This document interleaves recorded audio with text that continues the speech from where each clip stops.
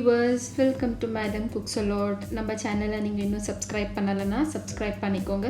அப்போ தான் நம்ம சேனலில் வர வீடியோஸ் எல்லாம் நீங்கள் மிஸ் பண்ணாமல் பார்க்கலாம். இன்றைக்கி நம்ம பார்க்க போகிற ரெசிபி ஸ்ட்ரீட் ஃபுட்டுங்க. ஸ்ட்ரீட் ஃபுட்னாவே நம்ம எல்லாருக்கும் ஆஹான்ற மாதிரி தோணும், அந்த அளவுக்கு டேஸ்ட்டாக இருக்குங்க. ஆமாங்க, இன்றைக்கி நான் உங்களுக்கு காட்ட போகிற ரெசிபி பன் மசாலா, அதுவும் மணிப்பால் பன் மசாலா. மேங்களூரில் மணிப்பால் ஸ்டூடெண்ட்ஸ் எல்லாம் ரொம்பவே விரும்பி சாப்பிட்ற ஒரு ஸ்ட்ரீட் ஃபுட்னா இந்த பன் மசாலா. வாங்க, சிம்பிளான இன்க்ரீடியண்ட்டில் மணிப்பால் பன் மசாலா எப்படி செய்யறதுன்னு பார்க்கலாம்.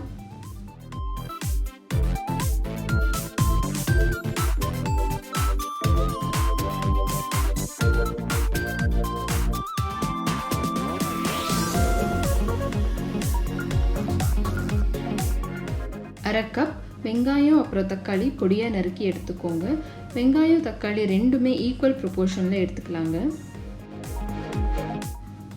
அதுக்கப்புறம் 2 பெரிய சைஸ் பன் எடுத்துக்கோங்க. 2 பன்னும் இங்கே சாஃப்டாக இருக்குது. முடிஞ்ச அளவு சாஃப்டான பன் எடுத்துக்கோங்க. 2 பன்னையும் நடுவில் கட் பண்ணிக்கோங்க, இந்த மாதிரி ஹாரிசான்டலாக. அப்போ தான் நம்ம இதுக்குள்ளே ஸ்டஃபிங் பண்ண முடியும்.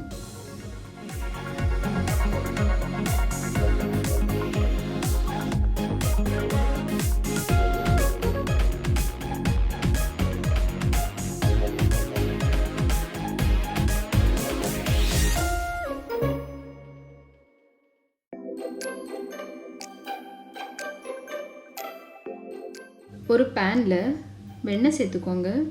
வெண்ணெய் கரிஞ்சி வந்ததும் பன்னோட உள்பக்கத்துக்கு வரைக்கும் ரோஸ்ட் பண்ணி எடுத்துக்கலாங்க.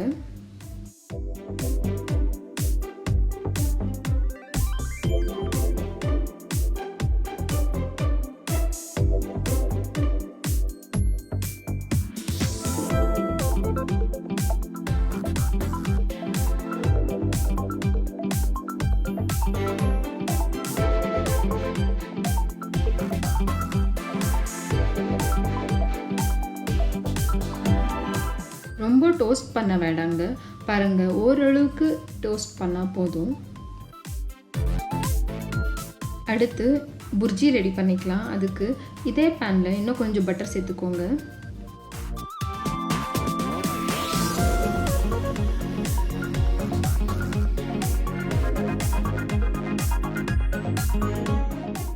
வெண்ணெய் கரைஞ்சி வந்ததும் பொடியாக நறுக்கி எடுத்துக்கிட்டு வெங்காயம் சேர்த்துக்கோங்க.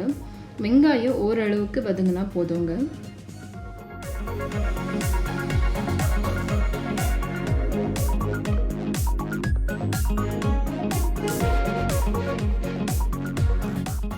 ஒரே ஒரு பச்சை மிளகாயை பொடியாக நறுக்கி எடுத்துருக்கேங்க, அதையும் சேர்த்துக்கோங்க.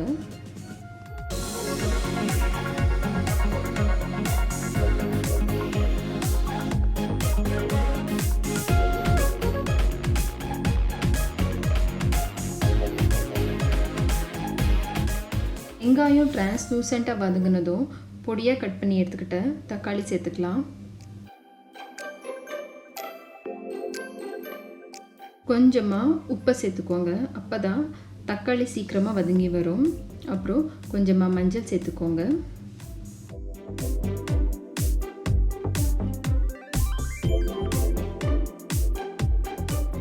ஒரு 2 நிமிஷம் வரைக்கும் வதக்கி எடுத்துக்கிட்டா போதுங்க. தக்காளி ரொம்ப வதங்கணும்னு இல்லை.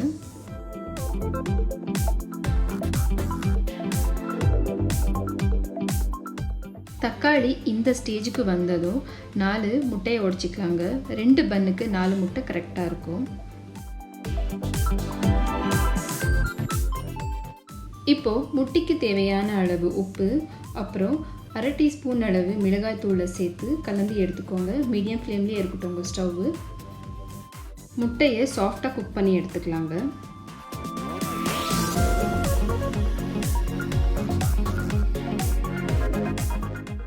பொடியாக கட் பண்ணி எடுத்துக்கிட்டு கொத்தமல்லி இலை தூவுனதுக்கப்புறம் நல்லா ஸ்க்ராம்பிள் பண்ணிக்கோங்க. முட்டை ரொம்ப வேகக்கூடாது, ரொம்ப ஹார்டாக வேக விடாதீங்க. சாஃப்டாக இருக்கும்போதே நம்ம இந்த எக்கை பன்னுக்குள்ளே ஸ்டஃப் பண்ணிடணும்.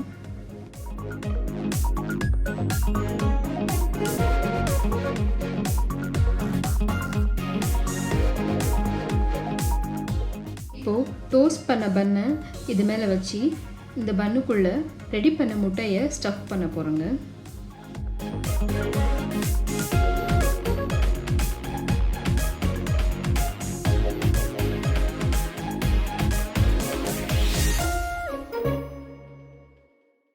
பன்னை ஸ்டஃப் பண்ணதுக்கப்புறம் நல்லா ப்ரெஸ் பண்ணி விட்டுக்கோங்க.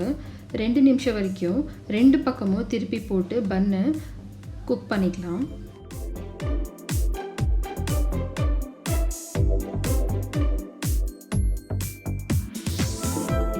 பன் மசாலாவை எப்பவுமே சர்வ் பண்ணும்போது சுட சுட இருக்கணுங்க. அதனால இந்த ஸ்டெப்பை நம்ம செய்ய போகிறோம்.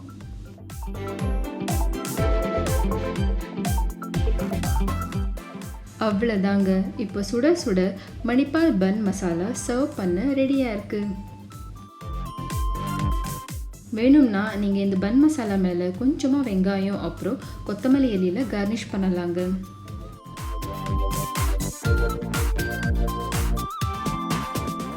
பேச்சுலர்ஸ் அப்புறம் பிகினர்ஸ்க்கு எல்லாம் செய்ய ஒரு ஈஸியான ரெசிபிங்க.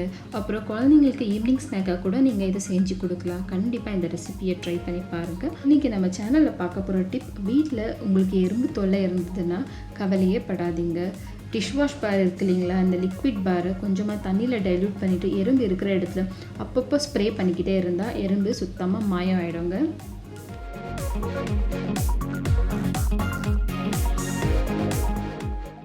இந்த வீடியோ உங்களுக்கு பிடிச்சிருந்ததுன்னா லைக் பண்ணுங்கள், கமெண்ட் பண்ணுங்கள், ஷேர் பண்ணுங்கள். நம்ம சேனலில் நீங்கள் வேறு ஏதாச்சும் ரெசிபி பார்க்கணுன்னு விரும்புனீங்கன்னா அதை கூட நீங்கள் கமெண்ட் செக்ஷனில் மென்ஷன் பண்ணலாங்க. Happy cooking and happy eating with madam cooks a lot. Thank you.